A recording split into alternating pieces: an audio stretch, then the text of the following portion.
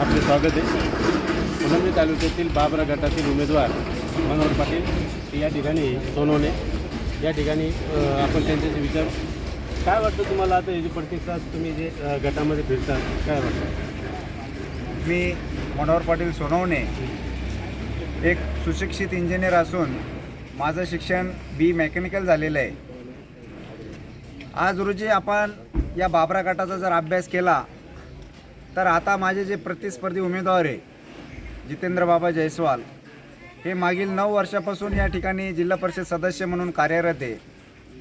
परंतु आज रोजी जर या बाबरा गटामध्ये जर बघितलं तर कोणत्याही गावामध्ये शेत रोड झालेले नाही आहे, शेतवस्तीचे रोड जे झालेले नाही आहेत, जलसंधारणाचे कामं झालेले नाही आहेत.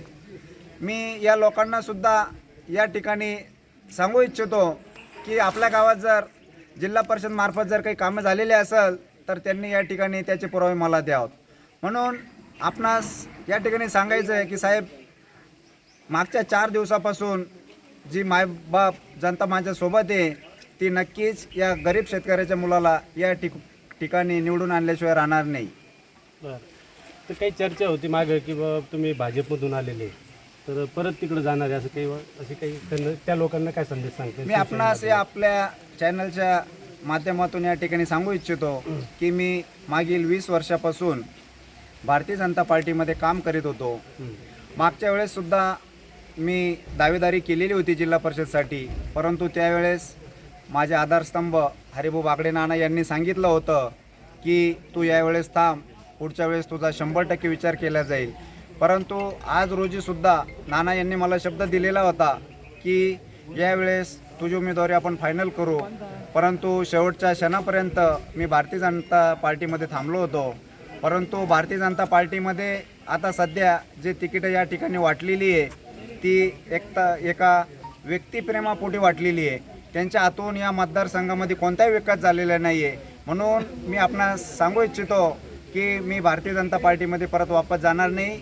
हे जे महाविकास आघाडीचे जे सर्व कार्यकर्ते, माझे ज्येष्ठ बंधू असतील, जे वडीलधारी मंडळी असतील, ते मला या ठिकाणी जो आशीर्वाद देणार आहेत त्यांच्या विश्वासास मी तडा जाऊ देणार नाही, एवढी मी या ठिकाणी ग्वाही देतो. महाविकास आघाडीचं महाविकास आघाडीचं कोण म्हणता येत नाही. तर विद्यार्थ्यांसाठी सुशिक्षित आता तुम्ही उमेदवार आहे तर काय तुम्ही शिक्षणाविषयी काय काय करणार आहे बाबा? काय तुमच्या ज्या जिल्हा परिषदच्या ज्या योजना असतात त्या कशा पद्धतीने राबवल्या? साहेब, आपण सांगायचं जर झालं तर माझं प्राथमिक शिक्षण जिल्हा परिषद प्राथमिक शाळा खामगाव, त्यानंतर SB हायस्कूल ओढत बाजार व त्यानंतर मी डिप्लोमा 3 वर्ष जालना गव्हर्मेंट पॉलिटेक्निक जालना, त्यानंतर माझं engineering MS Bidwe college Latur या ठिकाणाहून केलेलं आहे. आणि मी एक शेतकऱ्याचा मुलगा असल्यामुळं त्या काळामध्ये आमच्या गावातून माझ्या मते मी दुसरा का तिसराच इंजिनियर होतो.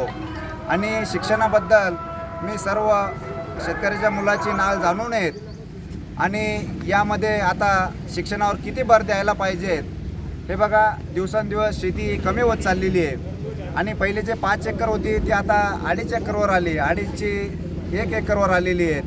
म्हणून शिक्षणावर भर द्यायचा जर झालं तर आता आपण सिटीमध्ये बघतो लोक 7वी 8वीपासूनच फाउंडेशन कोर्सेस मुलांचे लावत आहेत. त्याबद्दलचा एवढा अवेअरनेस आणखी या ग्रामीण भागामध्ये आलेला नाही आहेत.